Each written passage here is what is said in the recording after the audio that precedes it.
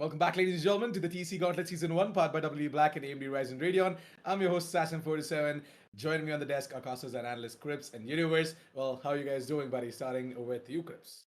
Doing really well, Assassin. Thank you so much for the warm welcome once Yep, again. We've got a couple of exciting games in our hands. I yep. do assume that this game might just go into map number 3. Yeah, we're expecting that to happen. Let's quickly jump straight in towards the matchups for the day. I'm just gonna quickly run you through if you guys missed it out as well. The first game of the day was, True Ripper Esports and Samurai Esports, where it was True Ripper Esports to go ahead and get that victory as well. It went all the three maps. On two of the maps, it did go into overtime. So, like Samurai Esports, they gave out a tough fight, but then True Ripper Esports, they just prepared themselves a little bit too much. On towards the match at hand now. It is going to be the esports team versus Velocity Gaming, a match that you guys were waiting for since the start of the day. So yeah, the esports team versus Velocity Gaming is going to be a match that you all were craving for, and we at the esports club are here to provide you with that action as well. But Universe, I want your thoughts on the match at hand. Yeah, it's gonna be quite a bit of star power face off over here. I'm pretty sure because every single person on the either side of VLT or on TET, both are players that nobody is unaware. Everybody knows who they're playing, and watching, who they're watching. Everybody and the teams know who each other are very well as well. And it is gonna be quite a bit of an entertaining match. That I can assure you. I mean, who knows? We might see something, weird come out of their books again. Maybe I don't know, five duelist meta again from the other day, which I remember seeing, which was quite a bit of a show from Force One. Yeah. Hey, you never know, right? You never know what might come up. But because it is the last match of the season, I think for both of these teams, I'm not sure, but. Pretty sure this should be around the last match, and if they want to have fun, hey, they can go ahead and have fun. And I'm just gonna say we should expect the unexpected. That's all I'm gonna say. Yeah, not to keep your expectations too high about this one maybe, and just have fun overall, because the sports team, they do give us that entertainment as well, but at the same time what they also provide us with is high tier Valorant action. So against a team like Velocity Gaming, let's see what exactly they are going to do. Let's quickly jump on straight in towards the group standings and see what exactly is the story over there, by the way, because the group standings is where we want to shed some light onto, and give you guys a little bit of a tidbit as to what exactly is happening. So Velocity Gaming, this is their final game, and it's the final game for the esports team as well. The esports team, they're sitting at the fourth spot with 9 points, and Velocity Gaming with 12 points at the first spot. Crips, your thoughts on the group standings? I think this will be a good chance for the esports team to prove that they are indeed a part of the big 3. They can, outpower Samurai Esports, Enigma, and everyone else. I don't think they will gather enough points to overtake Enigma. They can't, but they can definitely overtake Samurai Esports. For Velocity Gaming, though, I think they don't have anything to prove over here. They've already proven that they are the best. They're currently at the top. If they win this one, then they will assert their dominance even further. But there's no real stakes over here for Velocity Gaming. So they don't have any pressure on them. They can chill. They can play as they want. They might even be able to experiment with a few new things. And they've already, accomplished the major things that they wanted to accomplish. So they don't have much to lose over here.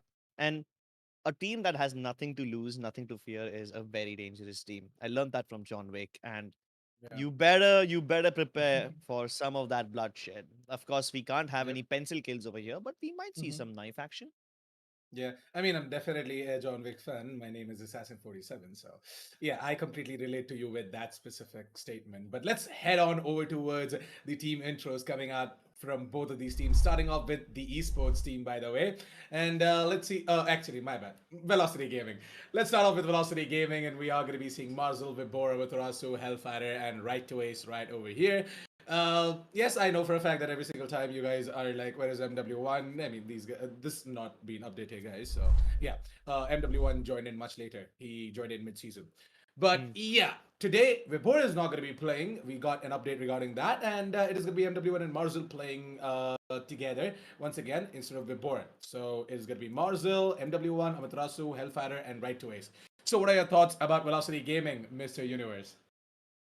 You know what? I honestly love this team. I have watched them play since the very beginning of their inception, and honestly, they give that sort of that teamwork vibe that you would say, and obviously that you look at this team, you know every single face there is. all of them have the potential to bring out the most, the most craziest players, but at the same time, they're also the most strategic players there are as well. And these guys have absolutely showcased that, never give up quality. I want to just put that out over there because these guys have been through their, invincible stage, and then they had a bit of a downtime where they were trying to figure out, with all their roster shifts and stuff, they were trying to go through as to what is working for them the best. And then Mazel came in, and then MW1 came in, and right now VLT, I mean, they are unbeaten in the gauntlet, and I would think that they would like to keep that going on ahead. They would like to finish the group stages unbeaten, but this team is absolutely crazy, and the esports team, they need to watch out their backs for because today, if MW1 and Mazia are playing together, they have a very, very aggressive, maybe duelist setup coming in against them. I mean, I pretty much am sure about the fact that Velocity Gaming are not going to take this game lightly. They are going to go ahead and give it a tough fight to the esports team because I guess in a recent conversation, VLT's management, they did mention that they want to just go ahead and, claim the title from 2020 back, being the undefeated champions. So I guess they're just going to try and start off with that specifically from the gauntlets, They are not going to lose out any game in the entirety of the group stages and then moving over towards the playoffs with a clean run as well. But let's head on over towards the player spotlight coming out from the side of Team Velocity Gaming and see who exactly is going to be the player who's going to stand out today. And it's going to be Hellfighter, our controller, a lovely Astro player from the side of Velocity Gaming with 179 kills, 121 deaths, 54 assists, and an ACS of 237. Crips, I want your insights on Hellfighter. It's funny how we see Hellfighter in the controller role now because there was a time when he used to play the Sentinel, he used to Yeah, play the Cypher, but then Astra also kind of suits him because you're kind of vulnerable whenever you're using the Astra stars and everything. Similar to how you're vulnerable while you're using the camera for Cypher. So, all those agents which have the chance of being a little vulnerable are, given to Hellfighter because he knows how to stay out of danger. And he's played both the roles and he can play each and every role no matter which agent he's on because his situational awareness is just that good. With the Astra, he can fulfill more roles and responsibilities than he can with the Cypher, but his playstyle still remains the same. He is that grounded player, the one player that you can rely on, the good anchor that is difficult to uproot. He's that guy for Velocity Gaming, and he kind of forms the backbone of the team because once they know that Hellfighter is guarding a particular area or making sure that the backstabs are covered, everyone else on the team now they feel very comfortable. They feel like they can go ahead and do whatever they want because yeah. Hellfighter's got their back. True that. Gotta agree to you on that because Hellfighter, he definitely, brings in that specific feeling as well to the entire team that, hey, they can rely on him to just hold on to his side or just make some interesting combo plays together with the rest of the flaggers in the team as well. So, yeah, with that, let's head on over towards the team intro coming out from the side of the esports team and see what exactly their team lineup is looking like. Because the esports team, right, I'm pretty sure that. Edit 99, Sammy, Bings, Strix, and of course Fox. Now the thing is that Bings is not going to be playing today, so it is going to be Strix, It's bad luck. Fox, Sammy, Edit 99, and Bad Bad luck. Love to play. Yes, Fox actually, is I was interested to see what role Fox is going to pick up as well. I mean, he is essential for the team. But sometimes, you do see the esports team just having a lot of fun. So they sometimes just switch roles a little bit. And we always see sometimes Sammy on the Jets, sometimes Strix on the Jets. It's pretty interesting to see what exactly they can do as well. So, Universe, I want your thoughts on the esports team. You know what? I am just gonna put it out there that these guys have what it takes, to be one of the, they slowly but surely they're solidifying themselves as one of the top teams in India. I mean, we all know, that all of these players have come together as pretty much finding each other as friends, and now they've put up a team that is quite formidable, and they are challenging one of the top teams in. The challenging every single top team in the region as well, and today Velocity in particular, and they have shown that they can be the top by they have qualified, right?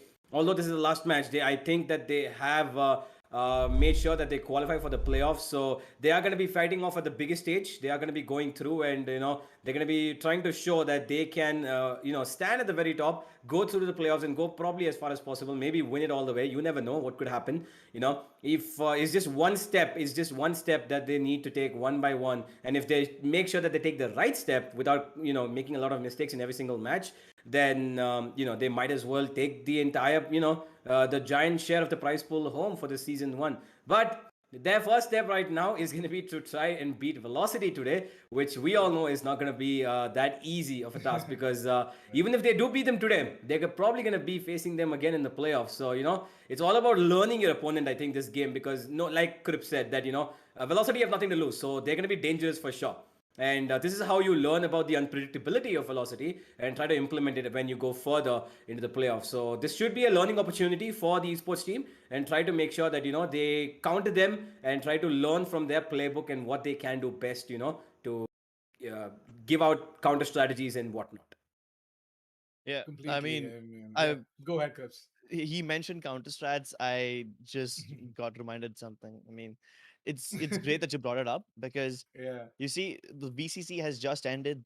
Velocity Gaming managed to qualify for the wildcard qualifiers, and now that means they don't need to save strats anymore. They don't need to Uh hide huh. anything. They can have everything out in the open, because these guys already have accomplished whatever they wanted to do. They're at the top of Gauntlet as well. So really, there is nothing to lose. They don't have anything to hide. And Absolutely. Yeah. even if the esports team don't win this game, I don't think they should take it as something, that they should take it to heart, because they should Yep. use this as an opportunity to figure out the playbook of Velocity Gaming. Yep. Just play this game to bait out as many strategies from them in this game, and then you learn from it, you counter them. Maybe it will be useful for you in the playoffs. That's right. I mean, Velocity Gaming, they actually have nothing to lose. They can just go ahead and take it away from the hands of the esports team without any questions asked whatsoever. The esports team, on the other hand, uh, they definitely have a lot at stake. I mean, as in a stake, as in definitely you would wanna take down the side of Velocity Gaming without any issues whatsoever, right? So let's just hope that they are gonna be able to do that. So yeah, with that, we pretty much are at the end of the analyst desk as well. Let's quickly jump in towards the map veto and see what exactly are going to be the maps that are going to be played as well. And our casters quickly give us some sort of an insight as well as to what exactly the maps are going to be and what are we to Ooh. expect. So it's going to be Haven, Breeze, and Bind. What do you think, Kips, about the map veto? I'm pretty happy to know the fact that I'm going to be casting a game of Breeze today. This will be my first Breeze cast. I've Oh seen a wow. couple of matches. I've seen people play Breeze. It's a lot of fun, and I can't wait to do this myself. So I know I'm being a bit selfish over here, but I'm just personally excited to see all of that. Haven, also a pretty great map, one of my favorites. Breeze has been picked up by these guys, so I'm kind of excited to see what they bring to the table with that. I do believe that Velocity Gaming have been preparing Breeze quite a lot, and now that these guys have accomplished whatever they want to do, they don't mind playing it in the regular matches as well, because they are not afraid to use it as their Yeah, trump card. And Bind being the definitely. decider map should be even Stevens for both these teams. I mean, you're very lucky because Breeze is not in the decider. It's in the second map. So we definitely are going to be moving into Yeah, the second map yeah. whatsoever. So yeah, you definitely are very lucky about that. And we were just talking before the stream even started, right? We were just talking that we would love to see a Breeze action in there. And Velocity Gaming, well, they're not going to disappoint you, Crips. They definitely want to make you happy. And they definitely are going to do that as well, in my opinion, because Breeze is a map that they have prepared. And Haven, once again, it looks like that Velocity Gaming might just give a tough fight to the esports team because Haven is one of the maps that they are really, really strong on. So I guess that this might just end 2-0. I don't know. What are your predictions, Universe? What do you think? I would have to agree with you, but I don't think it's going to be a 2-0 completely, because I would love to see this go to a third map. I really want to see how these two teams are going to fare off in Bind, because Bind is a very unpredictable map, and it's the map with no mid. It's the map with which is a kind of weird in its own way, having one area that completely, when you can see it in every single other map. There's a mid in every single map. Is there in Haven? Is there in Icebox? Is there in Split? Is there everywhere? But Bind is Yeah. the only map. So I would love to see it, honestly. But if Velocity Gaming, they pick up their pace like we've seen them do in the last few games, and with the confidence that they already have built up after everything that they've gone through in the last 2 to 3 weeks, I wouldn't be surprised if I saw a 2-0. But you know what? Personally, I would love to see it go to the third map, and never know who's going to pick it up. True that. So let's just quickly get inside of the match as well. I know you guys are, tired of waiting. We are as well. Our casters are all pumped up. Our casters for the day are going to be Crips and Universe. You guys are watching the TEC Gauntlet Season 1 part by WD Black and AMD Ryzen Radeon. I'm going to take your lead, but before that, just a huge shout out to our sponsors, WD Black and AMD Ryzen Radeon. Check out all the links down in the description below to get some of the exclusive deals from our sponsors for your next big upgrade. Also, pick up a can of Red Bull because you might just need it. This specific match is going to be tons and tons of entertainment and tons and tons of high tier Valorant action. So you definitely need that Red Bull as well to just enjoy this specific match. With that, we are going to be going for a short break. We'll be right back after the message from our sponsors straight into the caster's desk and the match.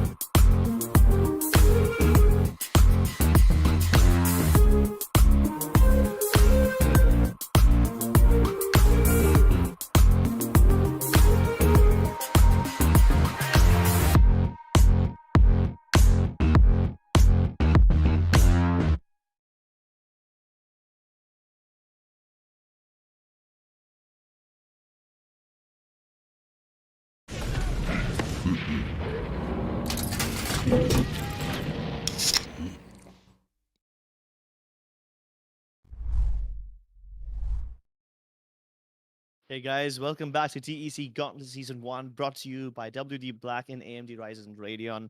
You guys, you guys are gathering here for one of the best games in the tournament so far. It's going to be Velocity versus the Esports team. Two very heavily stacked teams now going up against each other. Velocity Gaming, they've got nothing to lose. They're already at the top of the table in TEC Gauntlet. And quite frankly, they've already accomplished whatever they wanted to do. Esports team also pretty safe inside the top four, but they still have a message to send. They have to prove that they can take on Velocity Gaming. And with that, ladies and gentlemen, we are going to be jumping straight into the agent selection screen soon. Yep, and it's going to be very interesting to see what exactly these two teams are going to be picking up, Crips, because we can see now that I think they're going for the pretty much what they would go for usually. Strix is actually opting to go for Phoenix instead of Jet this time, which is going to be picked up by Sami. Edit has already locked in his resident Sova. On the other side, Mazel has actually gone for Killjoy. Okay, so Crips, I think that point that you mentioned about not having anything to lose is coming into play because we can see that Mazel is going for the Sentinel role this time, which Vibhor would be picking up, and he's filling in his place. It's kind of uncharacteristic because Marcel is a very aggressive player. He likes taking map control no matter where he is. I mean, if he's playing it passively as a Sentinel, that's one way to establish map control, but that's not his normal play style. But hey, I do want to see how it ends up, when he's the guy who's playing Sentinel. Let's see him switch things up. Let's see if Velocity Gaming are able to make the best use of him. MW1 opting for a jet in the end after hovering over Sky for a second. Ace on his normal, so Amaterasu on his normal, Phoenix and Hellfighter was normal Astra, so no surprises over there. Strix and Sammy, these guys end up picking duelists almost every time, so no surprises over there either. Batlove on the Astra. I'm really excited to see what this guy brings on the table. In my opinion, he is a very, very good Astra player. Like Blackhawk, Badlove, and Hellfighter, the three best Astra players in the country, in my opinion, right now. And two of them are in the server in Mm-hmm. this moment, so kind of excited to see both of them together. Absolutely, and I have to agree with you, Crips, because these guys, the way they play the controller role after Astra was introduced, because well, from when we've had Omen, Brimstone, and Viper, because we remember the time when Viper wasn't exactly chosen as much in competitive play as you would have expected, but Brimstone and Omen were, they had that a bit of like, a constraint to how they were played because Omen was just about those smokes and flashes, the teleport, it could come in handy at some points, but most of the times it's about that sound cue that gives away. Brimstone, on the other hand, if it's a big map, there's something like, like we're playing Haven, that orbital strike might not be that effective. But Astra, she has such a complicated and useful, ability pool that helps her do gravity pulls, stuns the enemies, and smokes off as well. And she's got that huge cosmic divider which you can use to sell off fakes. One of the best agents in my opinion, Astra, which has been introduced in Valorant. I play it quite a bit. And I'm just excited to see how Helef and Battle are going to be going off against each other and helping their teams, set themselves up for success. Yeah, I'm kind of excited to see that as well. Also, I'm really excited to see Marzel on Killjoy. I mean, he is the more aggressive player, but I have never seen him play a Sentinel before. So let's see how that pans out. He's going to be setting up his utility mostly towards C. And maybe he's going to hold on to a little bit for the garage pushes. And he's got a little bit of presence on the B entrance as well. So yeah, he's basically going to be anchoring the B and C area, maybe even play from garage a little bit. But they won't be seeing any action over there just yet. The esports team, they're still chilling on base. They're still holding defaults. They're kind of hoping that Velocity Gaming are the ones who take the fight to them. They're hoping that Velocity Gaming push out, maybe make a couple of mistakes or two, and then TET capitalize on the back of it. And they won't be wrong when they do so, because Velocity Gaming are the kind of team that gets bored when they don't see anything. Amaterasu, he's curious, and that's what leads to his demise. Yeah, and just like you said, Crips, that initial frag, what they were waiting for, given to them by Amaterasu, and I think the esports team knew that they're going to be pushing up towards this mid position in Haven, because we've seen Amaterasu actually do it quite a bit when he does not see any action, just like you said. And MW1's going to be repeating the same thing what his teammate did. He's crawled up. Oh, edit. This could be demise for him. MW1's going to be hearing that recon go in from his hands. And the minute he does, he's going to call it out to his team that, yeah, they're moving towards A, guys. You need to rotate right now. And you can see Velocity, they're rotating as soon as they hear it. MW1 missing a couple of shots, but that's okay. Because right now, it is the plan going down for the esports team. And Velocity, they're losing man after man. And they are now in the retake. Backstab's been taken care of, so that's one less problem that TET need to worry about. Even Amaterasu is down, so that means the three players who are coming in from the defensive base are gonna have to frag their way inside. No tactics can be useful over here. It's just straight up shooting, and they're not winning this battle. They will be able to get a couple of shots, maybe a couple of kills as well. Hellfighter still sharp on the ghost, but unfortunately there's just too many bodies to clear. What on earth was that? Damn, Sammy got spanked. But like I said, there's just way too many bodies alive on the side of the esports team. Damn, son, that was a cool flick. Okay, I mean, you look at Sammy's face. Even he doesn't know what just hit him over there, because my word, Helef. Okay, now guys, that is inhuman reactions right there. I mean, you just flick on the head, and he was so confident. All he needed was one bullet, and he just immediately shifted right back after he killed him, because he was so confident he's going to kill him. Wow, Helef, kudos to you. But after a pretty quiet first half of that crystal round, I mean, it was a pretty silent round. And after that, it was just, that little bit of magic that happened from Helef. And that was all it's going to be. Now, we are back to the round number 2, where it is Velocity who are on the back lines. They do not have a lot to work with. And Velocity, they have an eco. What are they going to be able to do? Maybe get a couple of headshots with those sheriffs. Will they be able to do so? Not yet, I guess. They've got a couple of, they got a Marshall, Classics, Frenzies all over the place. Surprisingly, it's actually Sammy who picks up the sheriff. The rest of his teammates on Spectres. So once again, the esports team are going for one of those standard defaults. They've got 2 players just outside of A, Cypher on long, Soa on short, and the remaining players, they're heading up just outside of C, where the initial push will come through. Strix gets pulled into the gravity well. Bad love. He will trade him out. Oh, nice stink by Marzel over there, but Sammy is still too healthy. Plant will go down towards the C side, and this should be a easy enough round for the esports team. I don't think Team Velocity can do much. Maybe a couple of kills on the back of those curveballs if they can time it right along with the recon dart, and they do get the kill. But Sammy is just a bit too accurate and a bit too agile on that Spectre. Still, no problems for Velocity Gaming. It's all chill. It's all good in the hood. It's just an eco round. They can't afford to lose it. No real problems just yet. Absolutely, no problems at all for the side of the esports team. They're going to be happy to take on that second round, but it has been a little quiet, hasn't it, Crips? Because from the first round itself, these guys of the esports team, they've been walking around to let Velocity come to them, and that is working out in their favor. And I'm pretty sure that Velocity should have realized that by now. And even though they might be going aggressive, because we can see towards the A-long position, there are two players pushing up, Amaterasu and Right to Ace. Two very experienced veterans, and MW1's also pushing up towards short. He might just find something, and now he's been spotted out. He knows how to tripwise here as well, as TET are trying to move towards Garage and C. Yeah, they're not starting to do that just yet. They're still hoping that Velocity Gaming throws something at them. There's a nice double peak setup over here by Amaterasu and MW1 both.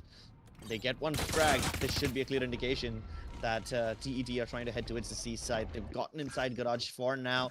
Oh, and it gets spotted. Amaterasu wants to pick up that frag, but he just won't do it yet. Marzil does pick up the frag onto Strix. Oh, but Amaterasu aggression does get taken care of.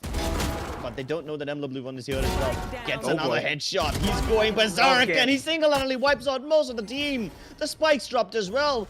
The remaining teammates can now come in to back him up, and he won't need backup. It's just Fox left. Ah, poor guys. They had no idea. They thought they were safe when they took down Amaterasu, but MW1 came as a surprise.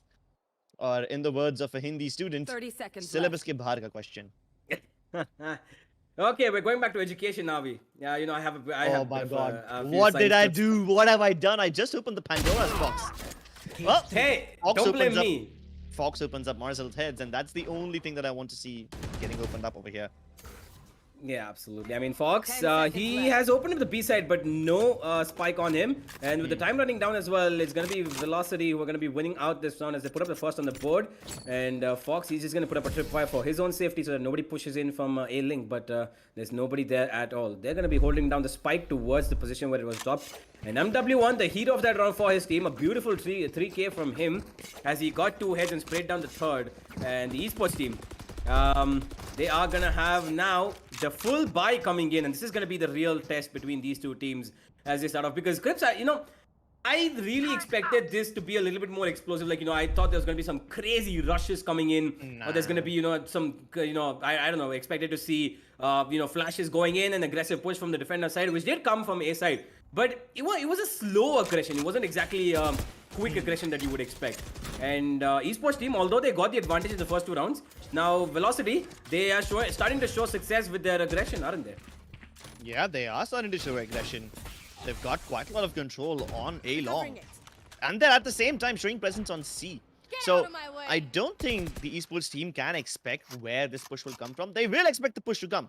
But from where, they don't know what! MW1 lining them both up! That's the kind of shots that I want to see. That's the kind of shots that Team TET have no idea how to deal with. Triple kill in the previous round, a double this time. And MW1 keeps popping off as a third frag also goes into his favor. Oh, these guys are falling like flies. They're like a bunch of dominoes, and MW1 is the guy that kicks off the chain reaction. Finally, Sammy puts his killing spree to an end, but it's a bit too late already. Absolutely. It is a bit late. In the 2v4 now, Right to Ace is just around the corner towards A-long. He's tucked himself towards that right side place. Copy. And he might just have an upper hand at dealing with these players, but they're actually going towards short. They are trying to do something different over here. As Velocity, they don't have an idea. Amaterasu is having a look towards this short area. He's holding a passive angle, and he might just find Edit's head anytime now. Oh, the timing! Sammy, he's snipes miss! The right click, ever so unpredictable, and it just falls down. It's gonna be Edit who gets the return back, but Right to Ace, just around the corner of A-long, he's gonna be taking him down. As Edit did not expect that. As Velocity, they pull back another round, and it's a 2-2 scoreline now. And the esports team, now they must be rethinking about what they're doing, because clearly their slow movements are not working out for them. All right, so before we head over towards the rest of the game, there is one mechanic that Velocity Gaming like to abuse really, really often. The Mm-hmm. push and pull thing. If they push A long or A short, they will not push C. If they Yeah. push C, they will not push A. So they have a little bit of balance that way. They do play aggressively, but not all the time, not everywhere. And I will keep on repeating this quite often because that is exactly how Velocity Gaming like to roll, and the esports team know it. By their setup, it does look like the esports team want to counter this, but they cannot counter when MW1 gets into these precarious positions, and along with the backup of Amaterasu, they're able to shut this down. They pushed A 2 rounds in a row, and now they push mid. And of course, they will be able to catch most of these players off guard as MW1 continues to go on his adventure. Strix with the pre-fire will be able to deal with him, but Amaterasu shuts him down through the wall, and Marcel puts the final nail in the coffin. Velocity Gaming are starting to regain their footing in this game right now. Yep, absolutely. And I do want to point out one thing though. MW1, he got 3K in that second round, and then he got a 3K in the round after that, and then he got a 2K now. This guy is already on fire, and TET are not able to stop him. And if he keeps going like this, it's probably going to be another showcase of MW1. And, we saw him on the MVP, standings earlier, Crips. Yeah. And he went off because even though he came so late, he was there on that 4th position. And we might just see him go up again if he keeps putting on kills like this. Oh, yeah. So at this point, Velocity Gaming do have something at stake finally. They want to get the MVP standings. And there's no way MW1 wants to back off. Gets the help from his teammates, sets himself up for success. It's a hit and run playstyle because he gets a kill deep into sewers, falls back, gets another kill, and even though he's letting the esports team get a little bit of ground, it's at the cost of their men. So you can only have one thing at a time. You either keep your men alive or you get map control. That's the condition that they have set for the esports team so far. And Velocity Gaming want their conditions. I don't think they even offer the whole terms and conditions document, so there's no way TET can read this. Cage triggered. Let's see if they can read this push coming through, though. They might, Velocity. They know that they're multiple outside B, and it's actually all 3 players who are outside B. And Sammy, he puts that smoke in, and now he's gonna get spammed. Helef is gonna take down Fox though, and he gets another one. That's gonna be Helef with third as well. That very, very precise, crosshair placement, those flicks onto those heads of his opponents.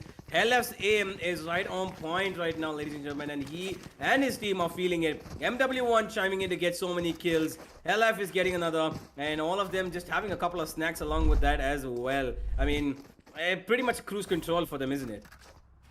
Yeah, it is cruise control. This ship is sailing, baby. And TET are gonna need an iceberg in order to make it sink. Can they bring it up though? Because they're starting to run out of economy. Their banks are freezing up. Maybe this is the iceberg that they were looking for. The one where you don't have anything to work with and you just play in a very YOLO, very brave fashion. Oh boy. I guess this is the opportunity that they were looking for. Amaterasu gets taken down. Even his body double is taken care of. MW1, exactly uncharacteristic missing shots, but that's completely okay because they still have somewhat of an advantage. The Hunter's Fury should be able to clear up all the common angles on C and get a kill on the back of it too. And now they have another run and back of their own. It's Strix this time. He wants to take those frags. Won't be able to deal with Marcel, but at least his position gets singled out. Unfortunately, for the Esports team, the rotation is here from Velocity Gaming. And Marcel MW1 continue to pop off. Strix just managing to get back by the skin of his teeth. But while all of this is happening, take a look at where the Astra is. Battleov manages to sneak in towards that spawn area from B, while his teammates were setting up a distraction on the C site. Now, this is great. He's got control of the defender spawn. He should be able to highway towards the A site now, and that's exactly where Strix is headed as well. They make something happen on the C site first. They realize that there are no rotations, no cutoffs on B, and that's the chink in the armor that TET exploit in order to get this plant down. But can they finish this round, though?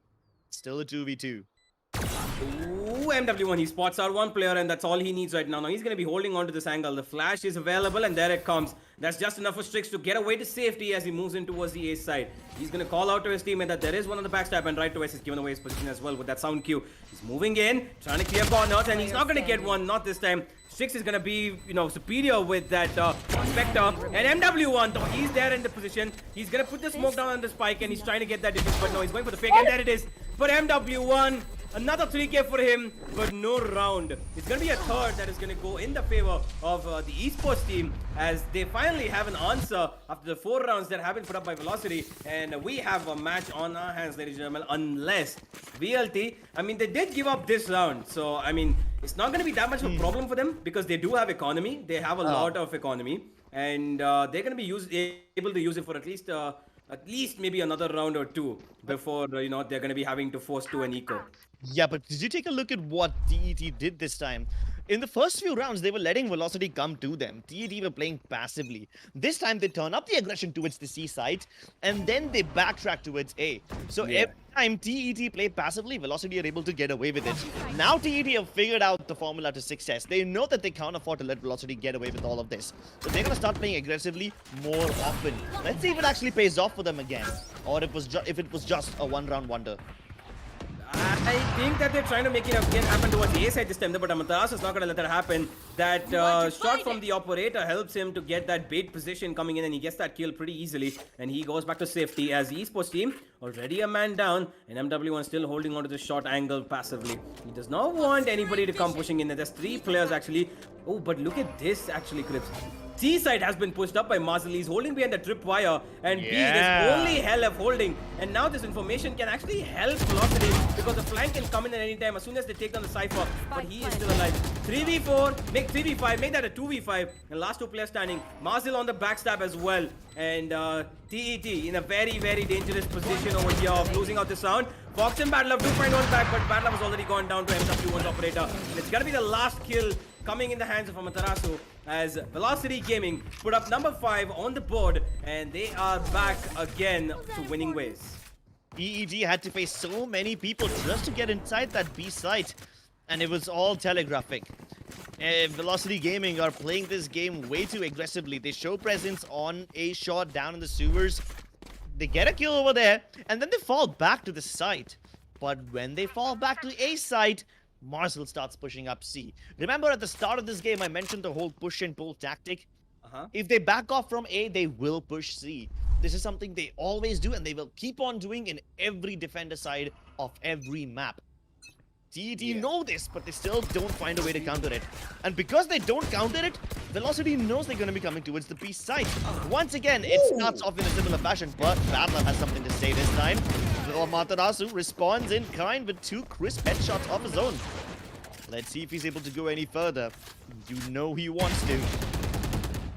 Absolutely does. Triggs, he's dodging those spamming bullets coming in. MW1 holding on to what shot because he knows somebody might come in, and there it is. He spots him out. Fox, he has a position towards the right now. MW1, he has a better weapon though, but it's not working out in his favor. And now he knows he's close by. MW1, little playing with his food over here. He's going in dangerous, but he's going to get the kill anyway. Bit of a scare. Badlove now going to be taking on that position advantage. He moves in, and now they know where he is. But Badlove's going to take 1 head before he goes down. Six is going to find one, and he puts himself in a 2v1 at the very least. He knows that Marcel's been playing at C. He knows MW1's at A. And he's going to find the kill of Marcel on towards Garage. And in the 1v1, the flash should deny this kill. But oh my god, oh! That popping of the ult is going to save him, but not for too long because MW1, guys, another 3k. MW1, he is just going ham on these players. I think this is the 4th, maybe 5th 3k that he's getting. Yeah, take a look at his score. He's up at 17 frags already. Wow. More than double the amount of kills that the 2nd highest fragger in the server has. This guy is a beast, Crips. He's an absolute god. He wants that MVP standings, man. He wants to get up there. He wants to be the best. He wants to lead the charge, and he's been doing a pretty good job at it. He whiffed a couple of shots, but that's okay. It was, an eco round that they had to handle, so that's okay. And now he's going towards a long... Okay, oh, that's a very interesting recon. Was that a purposeful lineup? Didn't reveal the players that it intended to, but hey, they've been shooting out that recon out almost every round. It's okay. Oh my goodness, Hellfighter. He tries to peek around the corner, but sees 2 people instead of 1, and his head instantly gets taken off. Now that they got a pick on Garage, let's see what TET are able to do. This is one of the first times that they're actually able to win one of those opening duels and actually make it count without losing any of their men. They don't get traded out. It's kind of uncharacteristic of Velocity Gaming how they're not able to trade this one out. So this is still fine, and they are expecting MW1 to push up towards A. And that's why you can see we have Fox, who's just waiting outside of A. ready for that aggression, while the rest of his teammates continue to work towards Garage. They're hoping that these guys extend even further. Ace will trade him out, but Sammy's here as well, still keen on keeping the man advantage for himself. Now it's going to be up to Marzel to make this one work, and he is as accurate as ever. Switching over to the Killjoy. Of course, he's still going to make it work. Can't make a third, but that's completely okay. Oh, no! Fox was prepared for MW1. And look at the amount of patience Fox has. Like, his teammates are already on C site. They're about to go plant. Yeah. But this man will not budge. He knows that MW1 will come through. And MW1 never expected him to be around that corner this late into the round. Sure, he was being careful, but under normal circumstances, you would join your teammates over there on the C side when the execute's finally happening. Too late in the round for a lurker. Yeah, absolutely. And you know, the esports team are trying pretty hard to try to keep this game as much in their favor, because you know it is Haven and it is an attacking side of map, but Velocity have already secured 6 rounds. At the bare minimum, I think that the esports team would want 6 over here, but MW1, look at his prowl. He's coming in, he wants more kills, and he's not stopping with his aggression. He misses another shot, and he's going to immediately go back. He knows he needs to play passive. Badlove is going to get spotted out, and they know that the esports team are aggressing towards this ace side.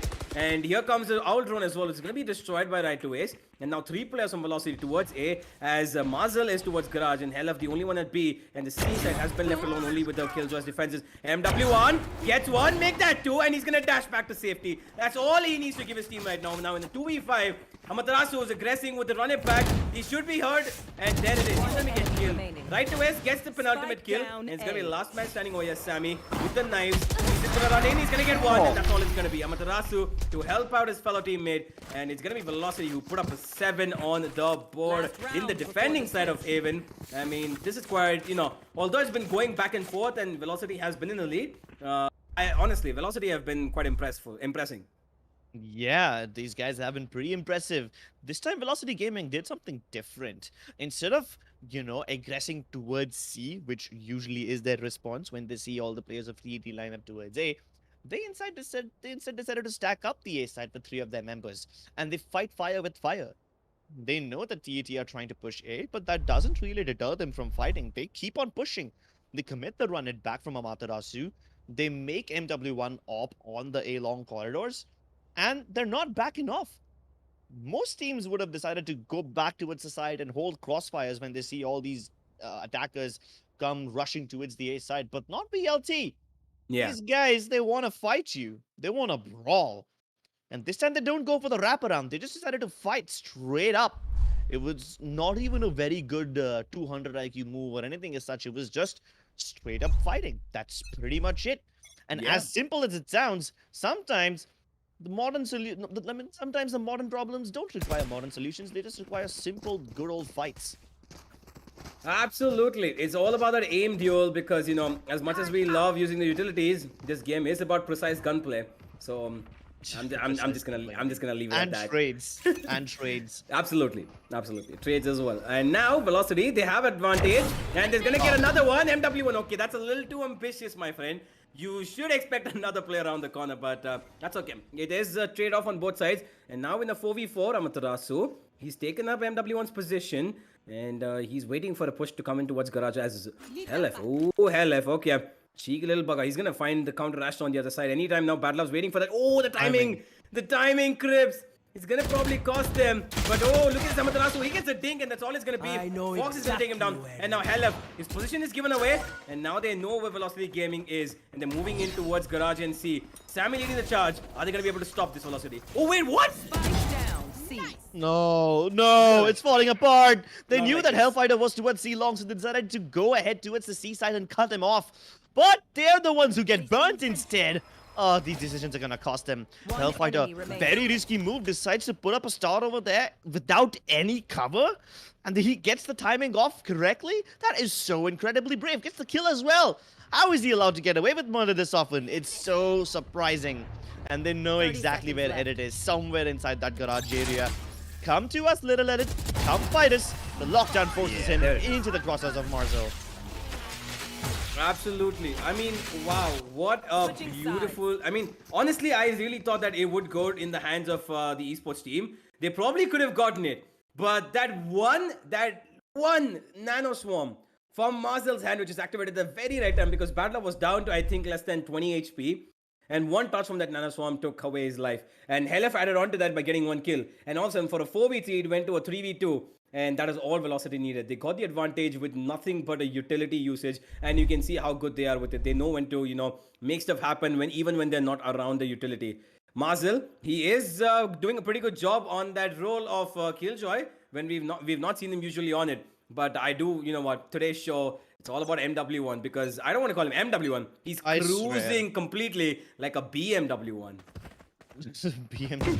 Dude, I don't know, man. What's the fastest car in the world?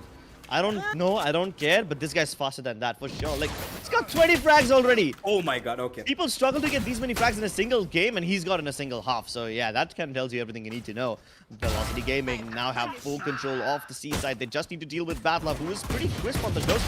But they're playing a bait and switch setup. Just need Amaterasu before finally going down. But I think MW1 has done his job. They've got the advantage on the C side. MW1 wanted to push it a little too further. Over ambitious, just as always, but Marzel was able to catch Edit off guard. All the distractions that his teammates created on the C side paying off for Marzel, getting him into a great position. And while they're too busy licking their wounds, reeling from the losses, then comes MW1, putting the final nail in the coffin. And he's now sitting at 22 frags. Still, twice the amount of frags as the second highest fragger. That's ridiculous! Yeah! How do you do that? Like 22 to 7? I'm not sure if my math is correct, but that is the number of pi, right? Okay, see, I know science jokes, not math jokes. Oh yeah, okay, uncharacteristic of me to ask. I'm bad at math. That's okay, man. He's gonna have some cake later on. I don't care about pies. Bad love. Wanted to play a little aggressively. Will be discouraged by that nanoswarm grenade. It's sometimes a hot hand, sometimes a nanoswarm grenades, and sometimes the turrets. You see, the 1 or 2 rounds which team esports team managed to win, they were on the back of aggressive plays, and this time these guys, Velocity Gaming, don't let them make those aggressive plays. They're taking away their win condition. Yeah, they absolutely are. And now Amaterasu giving all the sound in the world to get this plan down because MW1's there at the backside, and I don't really know how he crawled up over here, but he did. Amaterasu, he gets caught out with the hot hands in his hand, but it doesn't matter. Marzel and MW1 are getting one. Edit will get one back, and now in the 3v3, it is going to be a bit difficult, but Fox, he's going to be feeling really bad about that. Think he could have probably finished that kill off if he had another weapon, a stronger weapon, but it's going to be Helef to pull off that kill. And now, in a 2v3, they are trying to scourge for as many weapons as they can. Edit, he picks up that Sheriff. Sami gets spotted out. They know where these players are, and now here comes the fake defuse. Right away, is going to make sure that he takes down the counter Sova. And now Sami, one beautiful headshot, but the second one is going to be coming in from right away into Sammy's head as Velocity. They put up round number 10 on the board. Double digits for them on the back of that round right there. And now it is going to be for the esports team to try to fight back as they're going to be having their first buy round on the defensive side. It's so funny how MW1 is able to get to the backside gong area. Yeah. Finding chinks in the armor. And it's not like he had to use some 200 IQ strat to get in there. He just literally walked in. Absolutely. Gun here. I mean, I think this meme comes from Assassin's Creed. What's the plan, son? What's the plan, Ezio? And he's like, yeah, we walk into the front door and we kill everyone. That's basically the plan. He finds the chinks in the armor. Most of the players of TET were busy on either garage or towards A long, and he just capitalizes on it. This time, once again, MW1 really smart. He passes over his weapon to a healthier player. And that's actually a very smart move because he does go down. Unfortunately, the man who picked up his gun, Ace, he is also down now. So maybe esports team have a chance of getting this round back in their bag. Because Velocity Gaming, they aren't looking too healthy in terms of economy. But they still have quite a lot of map control. They're spreading out. They're actually managing to make the people of the esports team also play in unorthodox positions. The jump peek from Fox will reveal their position, so now the jig is up. But Marzel takes off streaks while he was busy looking at Amaterasu's angle. So smart. The bait and switch from Velocity Gaming, still active, still deadly. But Fox is deadlier. And what does he have to say? Definitely not one of those sounds you hear in that awkward song. But Marzel singing the songs of death right now. He is on the verge of getting a quadra kill. Maybe on the back of Amaterasu's curveball, he will be able to get it. But this angle might just reveal his head as soon as the Nebula fades. Batlove capitalizes. Can he double up? No, says Amaterasu. As the captain steps up to put that nail in the coffin. Good job by Velocity Gaming as they now reach 11 rounds. Absolutely. I mean, these guys are absolutely going crazy. I mean, that round should have probably been in the hands of the esports team. They had control. They got the initial kills. They got the advantage of men as well. And, you know, even Mazel was low in HP and still Velocity somehow pull it back. And as we keep, as we go ahead, it is Velocity who now again have the advantage as it is an eco round for the side of the esports team. You can see there's Phantoms and Vandals across the board for Velocity Gaming and the esports team again with an aggressive push coming down towards mid. Badlab trying to initiate it and he might just find one kill though. Oh, no, never mind. He's gonna get spotted out and he's gonna go immediately back. Although he's got Sammy for his support and Mars is gonna blow off the head of Badlab. Yeah, he's holding down this aggressive push. Wow, Master's doing a pretty good job trying to cover up. The way they're countering that aggressive push, they know exactly where they're coming from. And they're doing such a good job at it. But, ooh, Fox, okay.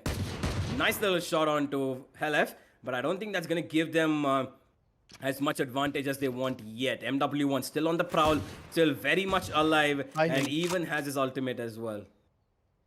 Yeah, let's see if he's able to actually get this kill or not. He's been toying around with Sammy for quite a long time, but they don't aggress. And you know what? I'm scared that this will tell the esports team that this is a fake, whereas it is, in fact, a full commitment towards the A site. They've only left Sammy over here on A, and everyone else is going back towards either B or C. And it seems like Velocity Gaming will be able to sell a fake by not doing anything instead. But now that the spike is down, and so are Amaterasu with an ace, the jig is up, and Sammy is up on 2 more frags. Should he be able to do this, he will be able to get his team so much more advantage than they previously had. And this is actually a doable run right now. Absolutely, is a doable because now goes down the plant, and both of these guys have ultimates. Especially that lockdown, but MW1 aggressing the situation. He gets one and he gets a second as well. MW1! You genius! What are you doing? It's a 4K this time for him. And this guy has no intentions of stopping. He's up to 27 trips. Another 3K and he's gonna hit 30. And he's been getting those 3Ks every now and then. Yeah. Do you think he will be able to hit the 30 bomb? Maybe. I hope he does. Maybe. Yeah, I hope he does as well. I mean, honestly, it is quite a bit of a performance from him. And this might just be the last round if Velocity win this out. But he's going to be looking for that 3K. And there it is. The ultimate pops in. And he's looking and he gets it. There's one, but oh no, he goes down. This is going to be the 28 unless this round goes in favor of the esports team. Sammy gets 2. And he expected that... push coming in from the mid window as well. And there it is. Ryto is finally getting the trade towards another position though. Sammy very much still alive with that operator. And there's a total of 5 ultimates right now available on the map. 3 on the sides of esports team and 2 for Velocity. They have the lockdown and the running back as well. A lot of informational play that they can go up with, and the back of. But Velocity Gaming, they are in a place where they can play around quite a bit. Try to sell a fake with Amaterasu's on it back and, try to put on lockdown as well. Because they for sure know that the esports team is going to be spread out thin in terms of defenses across all 3 sides. And that's exactly what we see. There's going to be the Cypher defense on A, but that's not going to be of any use because Velocity Gaming, they're moving up towards C long. And they've got 2 ultimates, very important ones too. They've got the run it back on Amaterasu. They've got the lockdown on Marzel.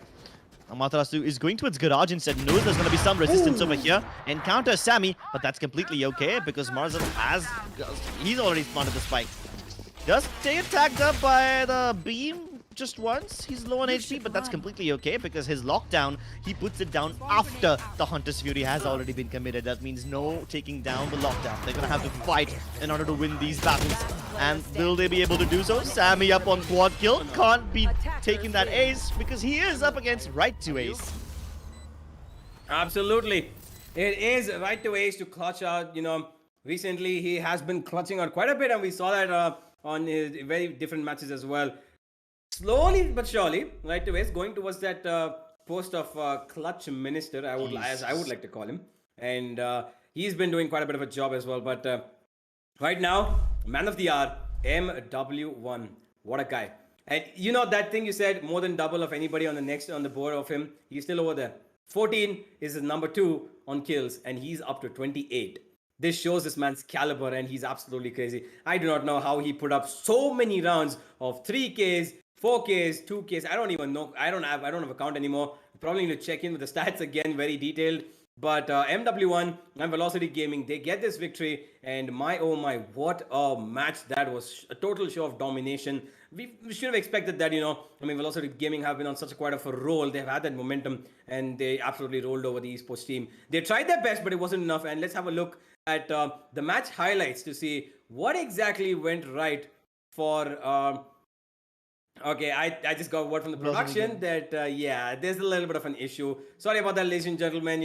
We have tech issues happening on our side as well. Happens to everybody, so we're just gonna be going ahead without the match highlights. But if you guys have watched the match and you guys have enjoyed, it was a great match. What would you say, Crips? And I felt like MW1 was smurfing over here. But the funny thing is, it's not even like MW1 is hitting those nutty shots like top, flick shot, flick shot. No, all his frags, he makes it look easy. He makes it look like these are regular players. And it's not like he's looking like a god right now. He just makes the other players look very bad because he's just so simply and methodically eliminating each target one by one by one. And it's like his positioning is the one that's getting him the kills and not his nutty aim. He does have nutty aim, but it's mostly his unorthodox angles, his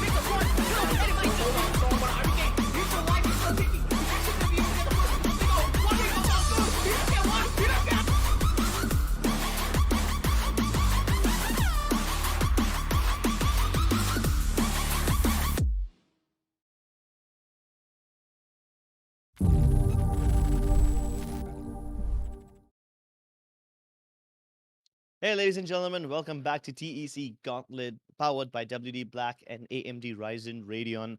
We just saw Team Velocity Gaming take map number 1 in a pretty convincing fashion. 13-4 was the scoreline, and MW1 was flying high, high up in the sky, just like a jet should.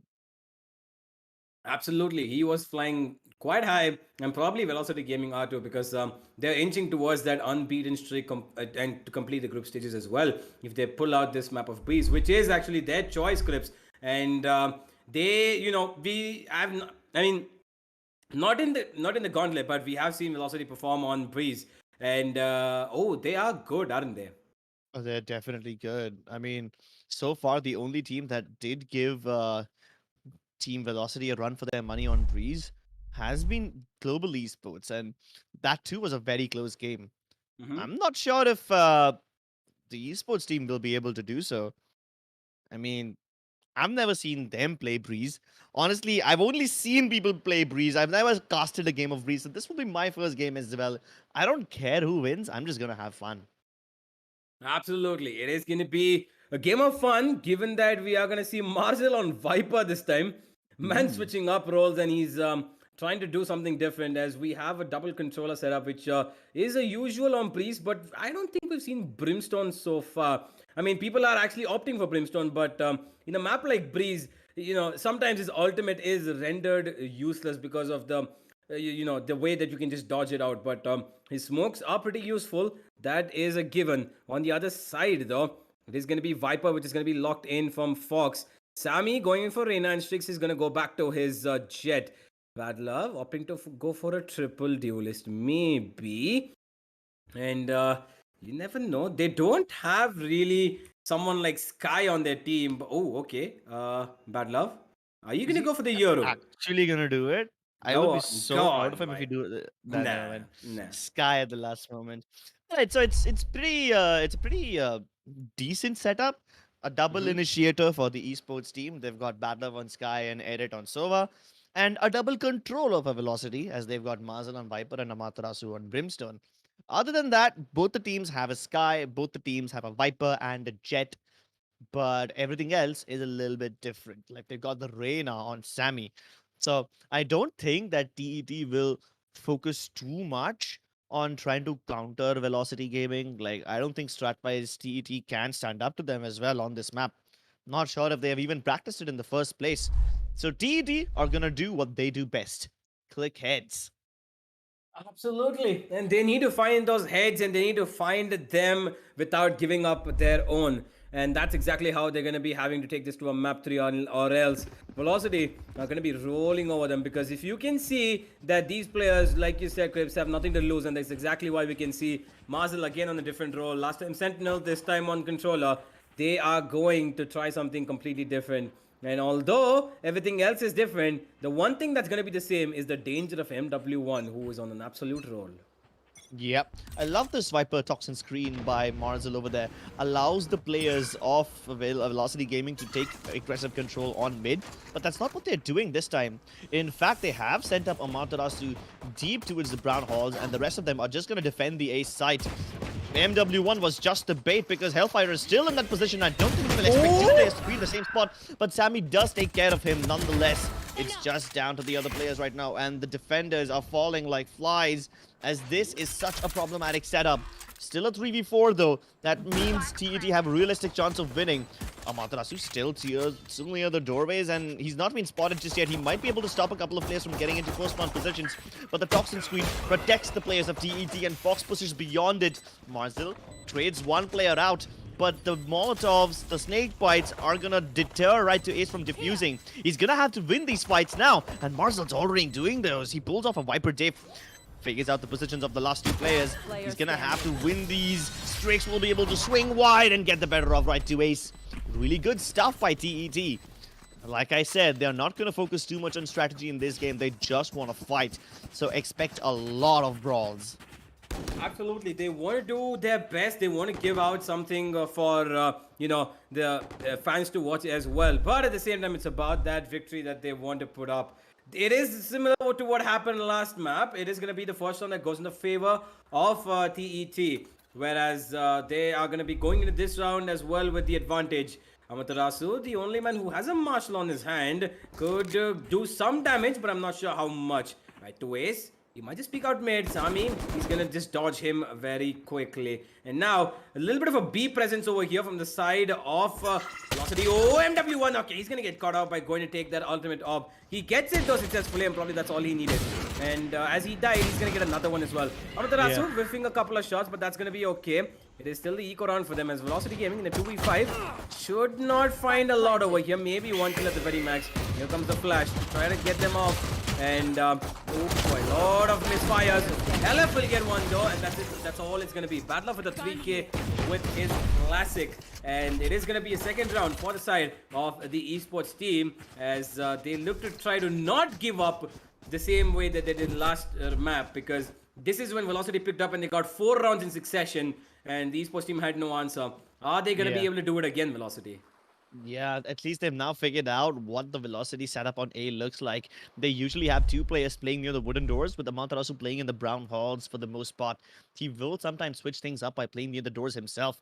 But for now, they have realized that mid is more or less easy to take given whatever's happened in the first 2 rounds. This time though, as soon as I say that, there is a little bit of switcheroo as MW1 wants to play aggressively towards elbow. He's trying to push back in, but all this presence on the B side will encourage him to help out Marzil, who's only good for 1. MW1 does come into trade, but it's too late. Marzil's already dead.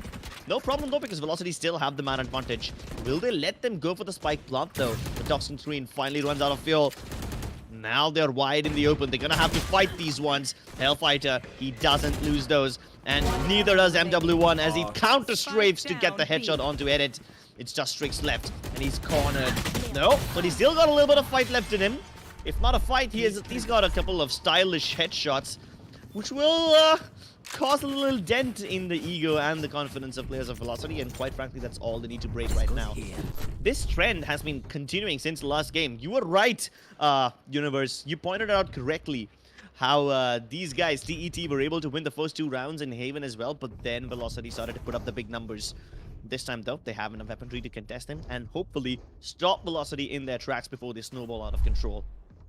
Yep, and that's exactly what the esports team need to do. That snowballing effect is going to prove fatal for them if they do not, you know, get it, you know, stopped wherever they find it. Because if Velocity get their momentum back on track again, because I really don't think they've lost it. They haven't lost the momentum. It's just the first 2 rounds that have gone down against them. But that's nothing at all that they're going to be worried about. A little bit of a tech pause over here. LF having a little bit of issue with his computer. As we can see, he's getting up to fix it. We should be back in no time, but right now, Velocity, they have the, you know, they have a round that finally went in their favor, and now they're gonna be looking for the second and the third and the fourth as they did in the first map. Now, the question is for you, Crips, I wanted to ask you, how do you think the esports team are gonna be able to stop this? Alright, I'm actually glad you asked me this because that's exactly what I wanted to point out. But in order to answer this question, I'm going to have to take a little bit of a throwback into the previous game. In the previous game, I pointed out how Team Velocity have a little bit of a push and pull mechanic. Every time they push A, they make sure they don't push C. Every time they push C, they do not push A. So this push and pull that goes on the extremities of the map, it gets Velocity what they need. This is their bread and butter. Every now and then they combine it with mid aggression, but the push and pull majorly happens towards the extremities of the map.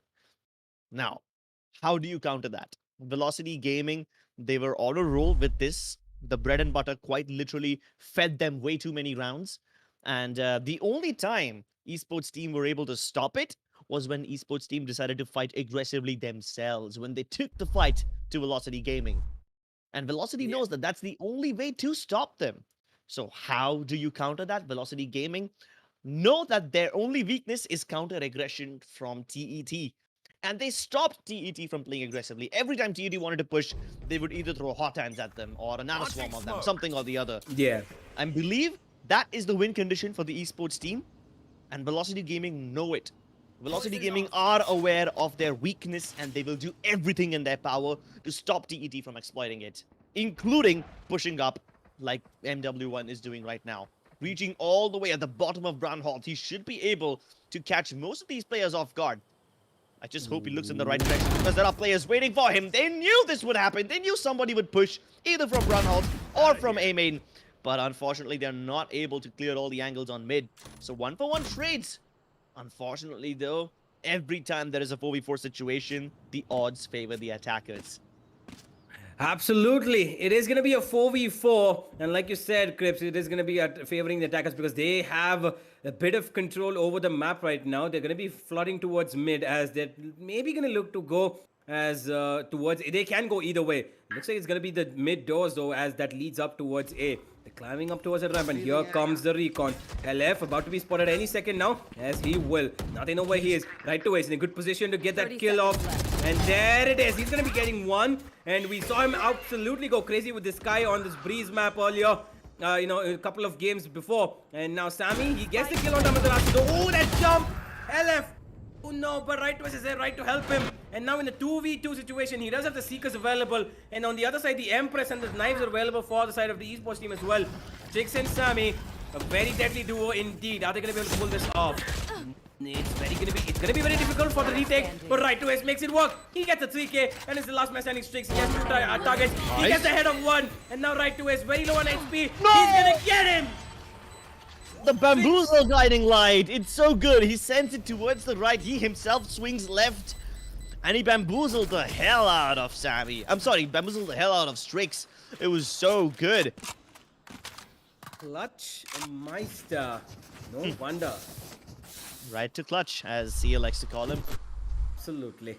It is right to clutch, guys, because he got a beautiful 4K. He held on to that side really well. Although it was, Right away just exactly knew what to do. He knew that he needed to be alive so that his, he could, if needed, his team wouldn't, want him to clutch him out as he did. And as a result, Velocity Gaming giving us a deja vu of what happened on Haven as we're back on level 2-2, and again it is advantage for the side of Velocity Gaming as oh wait, what is that? Oh, that is a first. I haven't seen that before.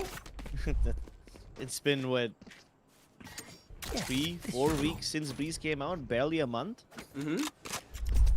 No, it's been a little bit more than that, but then you see how prepared Velocity Gaming are when you see Hellfighter putting up those one-way. I have smokes, not seen that. Me neither. I'm not even a Cypher main. Much less on Breeze. But he's got those lineups and all the setups prepared. Strix wants to dash in, but he's been tagged. He's gonna get pinged, but he will be able to take down Ace even though he's being pinged. He just doesn't care about getting rid of the dart. Now the rest of his team is gonna have to step up as the Wiper Spit goes down in sight. The Molotov will probably stop it from getting planted, but it bounces off a very weird angle. And the spike plant won't be denied. It comes through. Yep, it definitely does. And now MW1, he has his knives in his hand.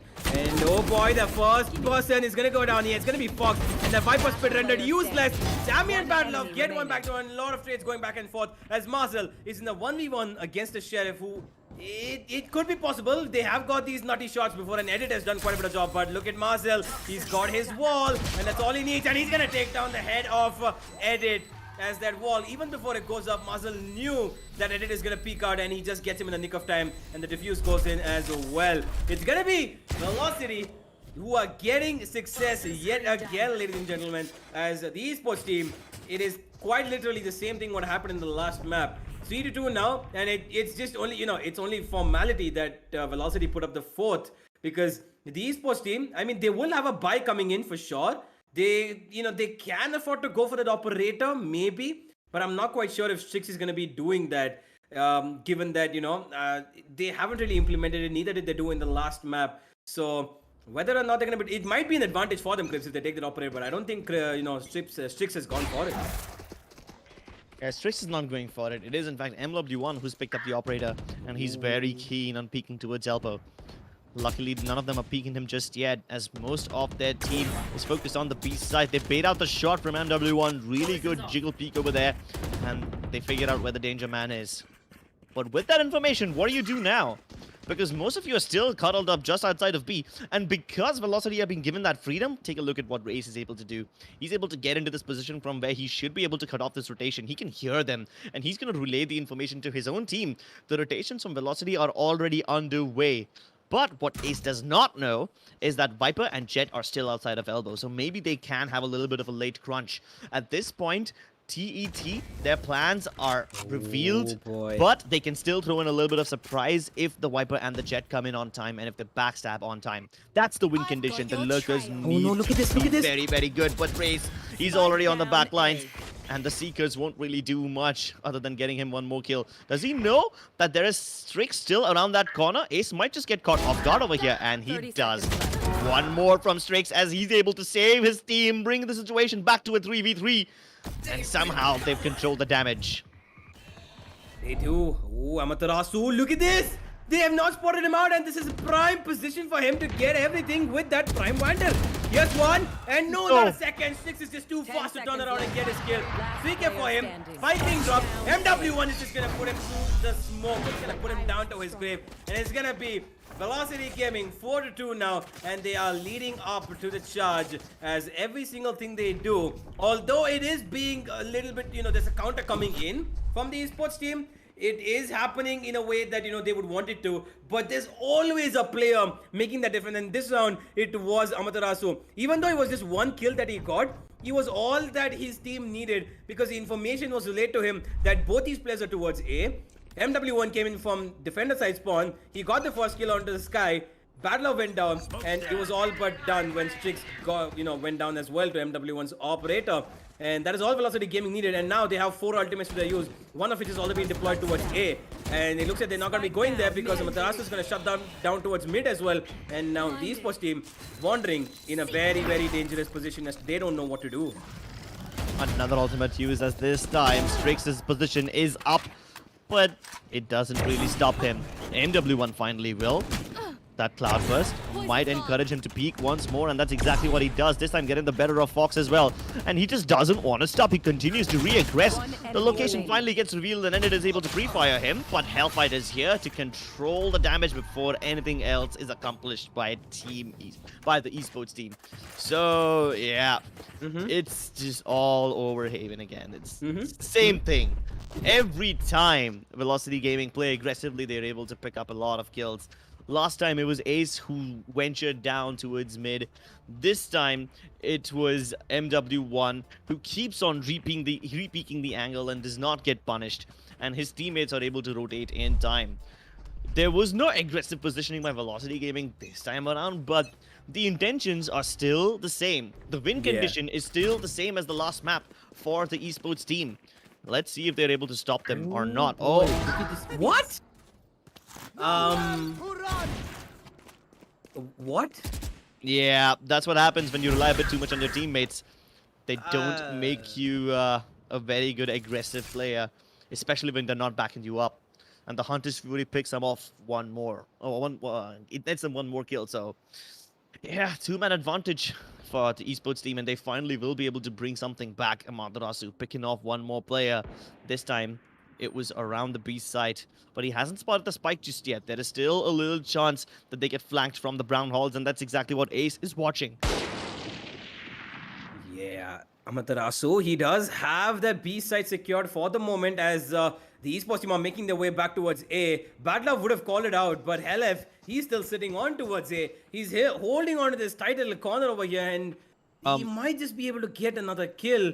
As that door should be opening anytime now. Oh no, Helef! He misses one, but he makes sure to get that kill. And it's gonna be bad luck to shoot him in the face with that 145 damage. And he's gonna help his teammate finish it off. Strix is gonna get the kill. And now Velocity Gaming in a 2v3, where they do have the advantage of weaponry for sure. Bad Love goes down as he pushes towards the defender side spawn. And the operator that is available on, again, this dynamic duo of Strix and Sammy, they need to do it all over again. And right away, he has his ever so friendly hound to help him. But that's not going to help him. Strix is going to be able to take him down. Operative strike of no use. But Amaterasu's aim is always ever ready. 3 kills already in this round for him. He needs to make a 4K clutch happen for his team and himself. He knows where exactly Sammy is, and he's down to literally less than 10 HP. Is he going to be able to get this? Amaterasu, he's playing with the sword. He's moving in and he gets the kill. But I don't think he's going to be able to get the round. He's going to take the operator and save it as the esports team win out barely just by the timing of their play. Yeah, the esports team are doing a pretty good job of getting at least one of their players into such precarious positions that Velocity Gaming are ripped apart from the inside. This time it was Bad Love being a menace inside the brown halls. Last time it was Strix who was playing in and around that cover on the B side. And they keep on finding angles like these which force Velocity Gaming players into awkward positions. Like, they're not able to stop the aggression from Velocity Gaming most of the times. This time they were successful, so that's great, which is exactly why they're able to win this round. It was very unfortunate how MW1 died without getting the backup from his teammates. So that kind of stuff, it will let you the round once or twice, but I don't think Velocity will repeat those mistakes again and again. So you need something more concrete that you can rely on. Absolutely, you need, we've known VLT for their teamwork and the way, they work around of each other. But that one round, not quite showing that particular ability of theirs as a team. But look at the side of the esports, the Velocity Gaming.